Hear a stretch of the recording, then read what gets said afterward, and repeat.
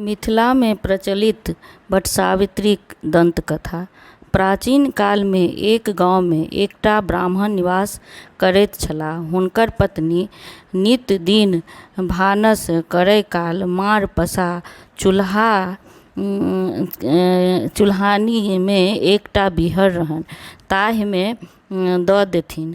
ओहि बीहर में एकटा नाग और नागिन निवास करैत रहथि। हुनका लोकनिके जे अंडा बच्चा होइत छल से गरम माड़ पड़लासँ नष्ट भऽ जाइत छल।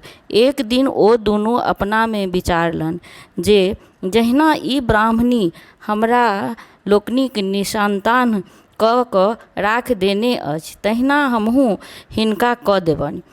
ई सोच ओ दुनू बाहर गामक रास्ता कातमे एकटा बड़क गाछ छल, ताहि धोधरिमे निवास करय लागल। ब्राह्मण के 7 गोट बालक छलनि। कालक्रमे हुनक जेठ बालकक विवाह भेलनि। ओ भार दोरक संग सासुरसँ विदा भऽ अबैत रहथि। जेठके विकराल रौद ताहिसँ झमारल आबि ओहि बड़क गाछ तर विश्राम करय लगलाह, जाहिमे नाग नागिन निवास करैत छल।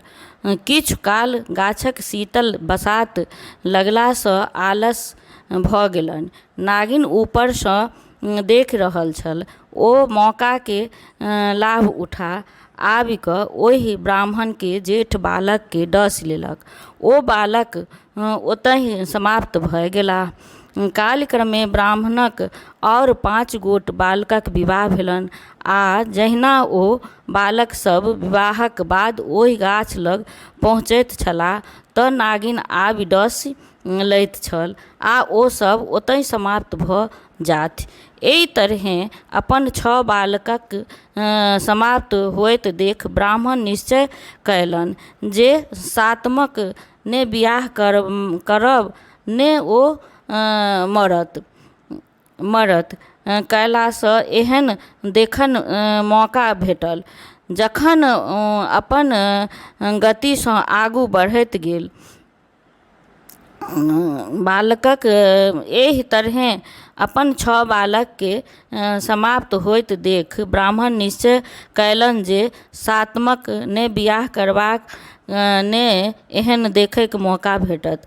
समय अपन गतिसँ आगू बढ़ैत गेल। ब्राह्मणक जे छोट बालक से कतहुसँ आबि रहल छलाह। ओ एक हाथमे जूता आ कान्हा पर छत्ता लटकौने चलल आबैत छलाह। दूरसँ एकटा बड़क गाछ देख ओहि दिस विदा भेलाह। गाछक समीप जहन पहुँचलाह तऽ एकटा छोट छीन नदी बहैत देखलखिन।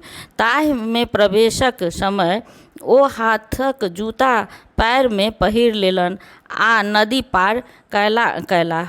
पुनः हाथमे लऽ लेलनि। जखन बड़क गाछ लग पहुँचलाह तऽ कान्हा परक जे मोड़ल छाता तकरा तानि लेलनि आ माथ पर राखि लेलनि। ई दुनू बात देख बड़क गाछ तर जे धिया पुता सब खेलाइत छल से हँसय लागल। ई देख सामा नामक जे एक गोट धोबिनीक बेटी ओ सबके कहलक, बेकारेमे तोँ सब हँसैत छह। ई बालक महापंडित लगैत छैक। सुखायलमे जखन चलैत छथि तऽ रास्ता देख कऽ चलैत छथि, तखन हिनका जूताक आवश्यकता नहि बुझलनि, लेकिन नदीमे तऽ ई देख नहि सकैत छथि, अस्तु जूता पहिरबाक आवश्यक बुझि पड़लनि। ठीक ओहि तरहेँ बाहरमे जखन चलैत छलाह तऽ छाता तानब कोनो आवश्यक नहि बुझबामे एलनि। लेकिन गाछ तर जखन पहुँचलाह तखन कौआ चीलके चटक के कऽ देत तेँ छाता तानि लेलनि। एहिमे हँसबाक कोन प्रयोजन। धोबिनक बेटीके मुँहसँ ई दुनू बात सुनि ब्राह्मणक बालक बहुत प्रभावित भेलाह। कारण जिनका मोनक बात बिना कोनो संकेतक बुझि गेल छल।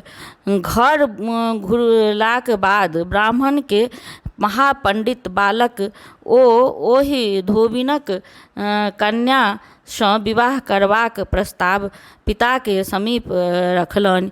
पिताके मना केलोपरान्त उक्त धोबिनक संग नीक दिनमे विवाह कऽ लेलनि, कारण ओ देखलनि जे ई कन्या परम विदुषी अछि।